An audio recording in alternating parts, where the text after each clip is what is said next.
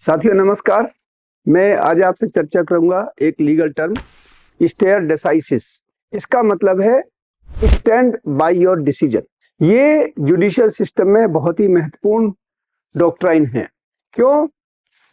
इससे ये लाभ होता है कि जो मामले सिमिलर ग्राउंड पे पहले ऑनरेबल कोर्ट के द्वारा डिसाइड हो चुके हैं, बाद में भी वही लाइन ऑफ एक्शन रहना चाहिए। इसी से जो प्रेसिडेंस का कंसेप्ट है कि पहले सिमिलर कंडीशन में कोर्ट ने क्या जजमेंट दिए हैं, तो प्रेसिडेंट की उत्पत्ति भी इसी डॉक्ट्राइन से हुई।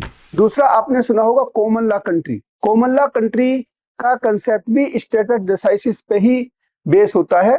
इसका मतलब है कि जो कोर्ट के द्वारा जो पूर्व में दिए गए जजमेंट है वो आगे के लिए नजीर बनते हैं। इससे लाभ ये है साथियों कि जो जजमेंट है उनमें कंसिस्टेंसी आती है। अदरवाइज सोचिए कि किसी सेम प्रकरण में एक कोर्ट कोई जजमेंट देते हैं, दूसरे में कोई जजमेंट देते हैं, तो फिर उससे क्या होगा, लोगों के अंदर सिस्टम के प्रति ट्रस्ट नहीं होगा। दूसरा क्या होता है कि प्रिडिक्टिबिलिटी आती है।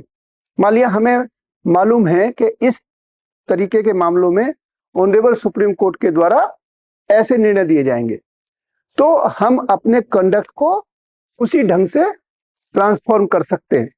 हमें पता है कि ऐसे मामलों में किस प्रकार के निर्णय होंगे। इसके कुछ एक्सेप्शन भी हो सकते हैं।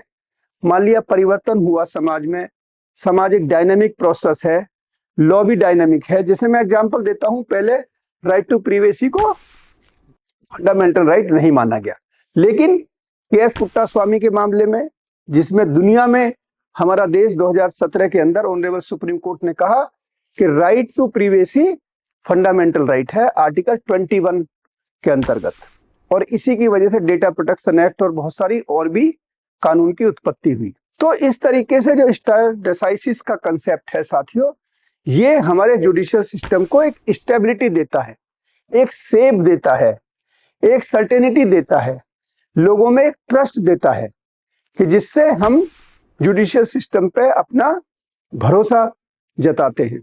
और भारतवर्ष में स्टेयर डेसाइसिस जो लोअर कोर्ट हैं उनके लिए भी जो हायर कोर्ट ने जजमेंट दिए हैं उन्हें एक रास्ता दिखाता है, ताकि वो सिमिलर पैटर्न पे अपने जजमेंट दे सके।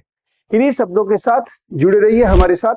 Forensic science, law, cyber security, cyber forensics, data protection, legal compliance, इतने सारे आयाम को हम कवर करते हैं। तो हमारे इस चैनल को सब्सक्राइब करिए और शेयर करिए। धन्यवाद।